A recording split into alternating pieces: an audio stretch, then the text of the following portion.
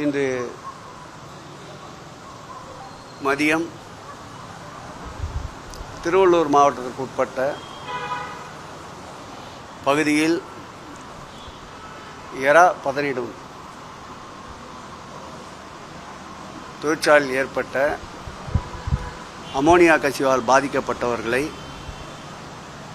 திராவிட முன்னேற்றக் கழகத்தின் சார்பில் தற்பொழுது உயிரிழப்புகள் 3 என்று கணக்கிடப்பட்டிருக்கின்றது.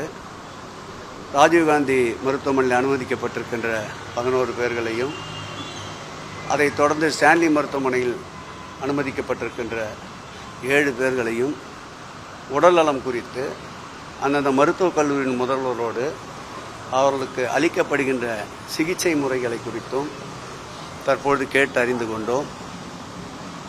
இறந்தவருக்கு ஏற்கனவே திராவிட முன்னேற்றக் கழகத்தினுடைய இளைஞரணி செயலாளரும் சட்டமன்றத்துடைய எதிர்க்கட்சி தலைவரும் அவர்கள்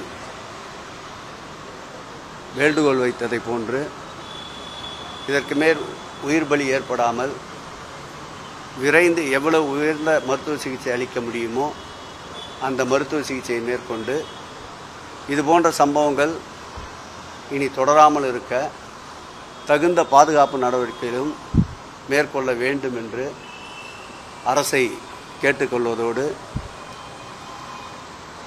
இறப்புக்குள்ளான 3 நபர்களும் அவர்கள் வெளிமாநிலத்தை சேர்ந்தவர்கள் என்பதால் அவர்களுடைய பிரேத உடல் அவர்கள் மாநிலத்திற்கு கொண்டு செல்வதற்கு அரசு விரைவாக நடவடிக்கை எடுக்கவும், இன்னும் கூட பாதிக்கப்பட்டவர்கள் யார் என்ற அடையாளம் கூட கண்டுபிடிக்க முடியாத சூழலில் மருத்துவமனையிலே சிகிச்சை பெற்று வருபவர்களுடைய நிலைமை இருக்கின்றது.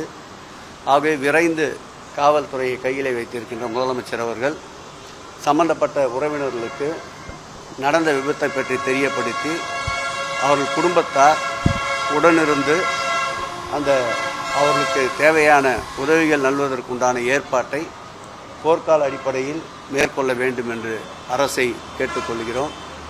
மாண்புமிகு எங்கள் உயிரினும் மேலான திராவிட முன்னேற்றக் கழகத்துடைய தலைவர் அவர்களும் இந்த கொடும் துயர சம்பவத்தை கேள்விப்பட்டவுடன் ஆற்றுண துயரத்தை அவரும் பகிர்ந்து கொள்ள சொல்லியிருக்கின்றார். பாதிக்கப்பட்ட குடும்பங்களை சந்தித்து ஆறுதல் கூறிவிட்டு வந்திருக்கின்றோம். எந்த உதவி தேவைப்பட்டாலும் திராவிட முன்னேற்றக் கழகம் அவர்களுக்கு செய்வதற்கு தயாராக இருக்கிறது என்பதையும் பாதிக்கப்பட்ட குடும்பத்தை சார்ந்த உறவினரிடம் எடுத்து சொல்லியிருக்கின்றோம். அதேபோல உயிரிழந்தவர்களுக்கு அரசு சார்பில் 2 லட்சம் கொடுக்கப்பட்டிருக்கு. அது குறித்து எங்களுடைய கட்சியினுடைய தலைவரும் தமிழக சட்டமன்றத்துடைய எதிர்க்கட்சி தலைவரும் அவர்கள் கோரிக்கை வைப்பார்கள்.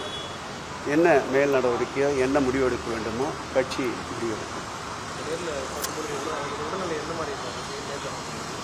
இங்கே அனுமதிக்கப்பட்டிருக்கின்ற 11 பேர்களும் வெண்டிலேட்டர் சப்போர்ட்டோடு தான் இருக்கின்றார்கள். எவ்வளவு உயரிய சிகிச்சை, விரைவான சிகிச்சை அளிக்க முடியுமோ அதை அளிக்க வேண்டும் என்று எங்கள் தலைவர் சார்பாக கல்லூரியின் இந்த ராஜீவ்காந்தி மருத்துவக் கல்லூரியுடைய முதல்வரிடம் கோரிக்கை வைத்திருக்கின்றோம். மருத்துவர்களும் உடனிருந்து தேவையான சிகிச்சைகளை வழங்கி கொண்டிருக்கின்றார்கள். பிளே ஸ்டோர் மற்றும் ஆப் ஸ்டோரில் இருந்து பாலிமர் செயலியை QR கோடு மூலம் பதிவிறக்கம் செய்யுங்கள். செய்திகளை உடனுக்குடன் பெறுங்கள்.